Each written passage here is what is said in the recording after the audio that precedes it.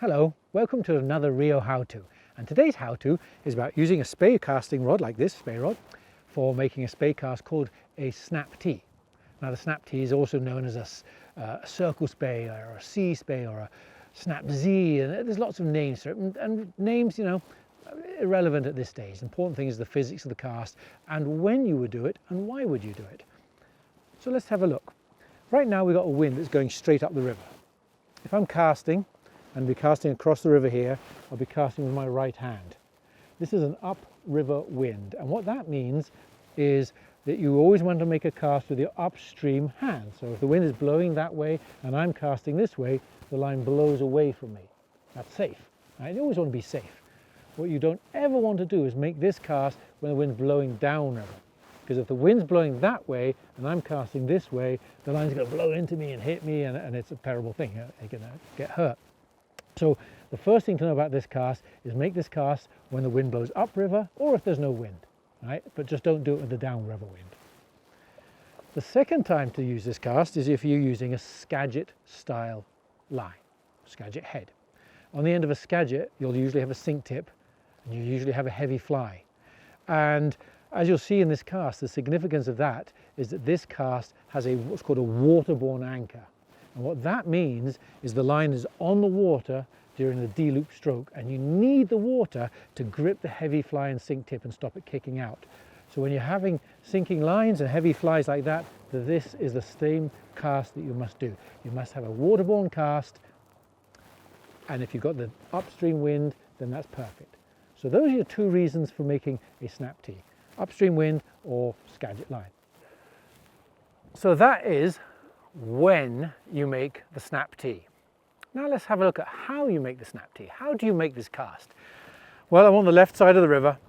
I'm going to make a right-handed cast. As I said, this cast is always a cast that is done with your upstream arm, so it's my right hand in this case. And this cast consists of 3 separate movements.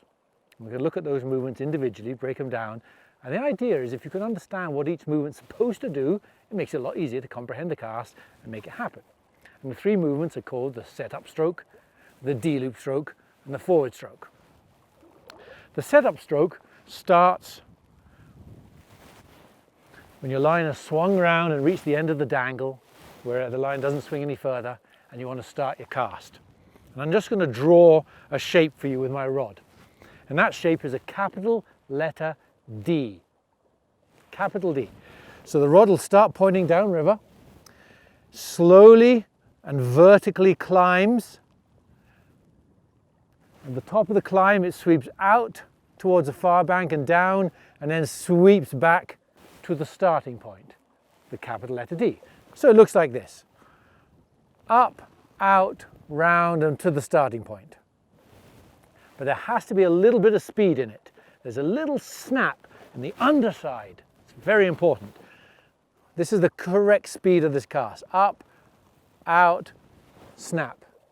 You see that little acceleration there? That acceleration is most important on this cast. That's the setup stroke. Let's show you that setup stroke as an actual move. And I want to show you that D with and without the snap, so you can see what the relevance of the snap is. Here it is at full speed with that snap. Slow vertical lift out to the far side, snap. And that snap makes the line jump from downriver and it lands upstream of me. Here's me across the river.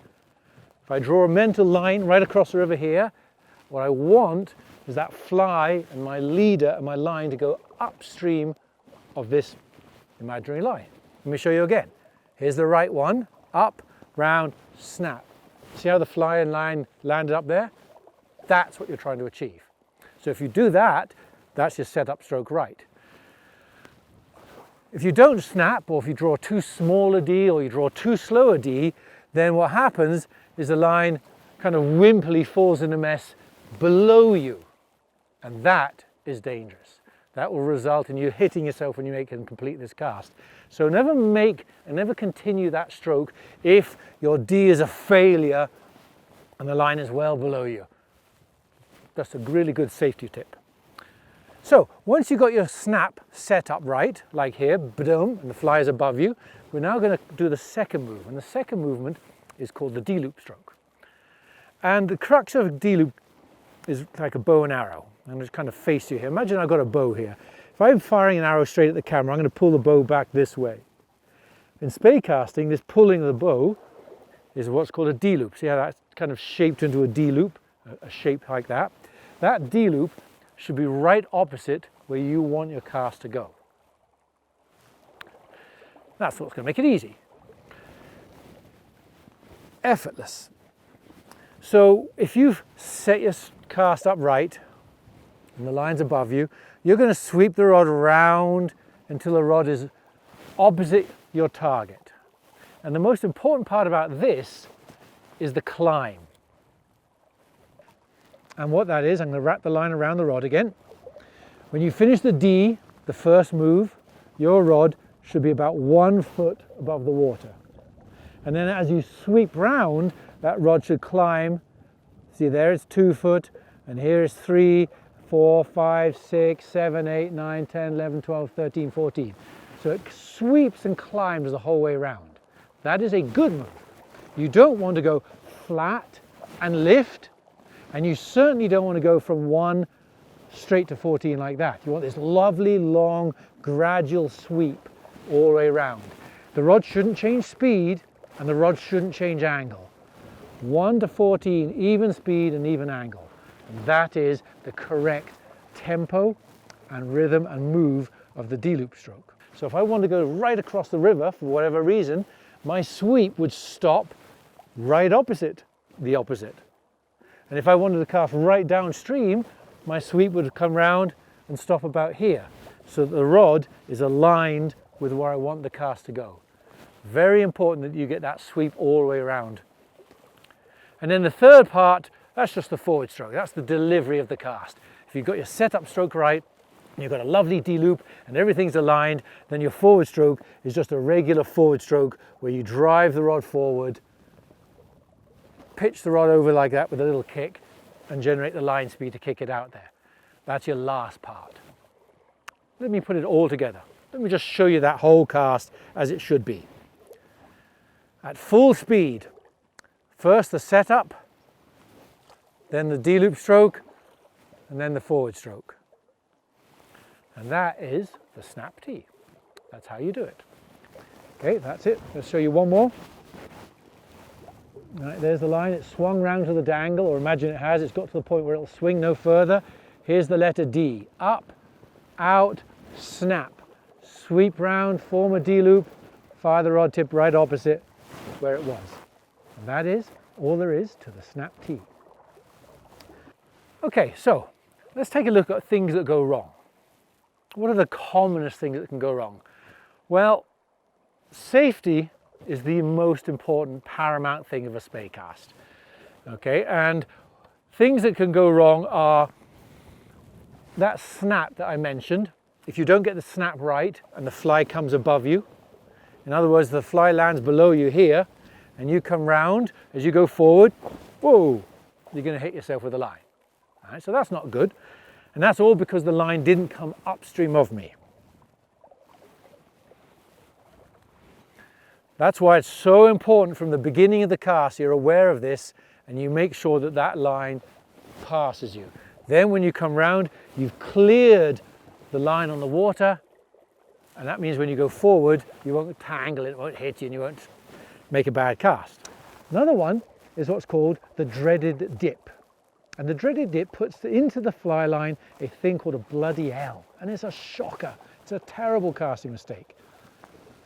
Again, I'm going to wrap the line around the rod, show you the rod path. There's the 1. I'm going to do the 1 to 14. And if you do it right, the rod just maintains this incline and climb all the way till it's opposite the target. If you do it right. If you do it wrong, for whatever reason, your muscle memory or something wants to dip the rod. And the rod puts a scoop into it. That's a dreaded dip. See, there's the right, it's climbing, climbing, climbing, climbing, scoop. People do it. I don't know why they do it, but my gosh, a lot of people do it. Or they do it this way. They do the D, but they stop the rod high. And because the rod is high at the end of the D, they come sweeping down and do the dip. And that dip is a problem because it puts an L shape into the fly line. That L shape is called the bloody L. Spey casting terminology. Let me show you it. If I sweep round here, you can see that this line has a kink, a little L shape in it, and that's what I'm talking about. That's the bloody L. Let me show you that again. Sweep. There's a big zig in it. And most of my fly line's facing the target, but some of it's not. Some of it's facing upriver.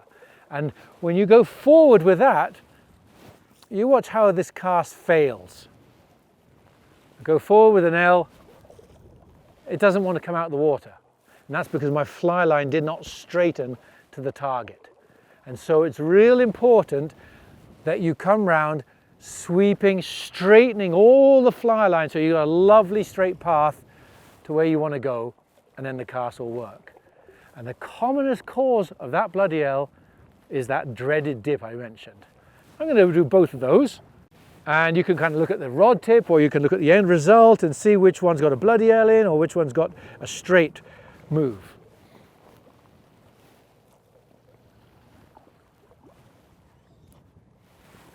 Okay, that was a good one, right? And I see that rod climbed and swept around nice and even opposite my target. Now here comes the bloody L. Watch the rod tip. And it just puts a huge clump of L in the water and the cast fails.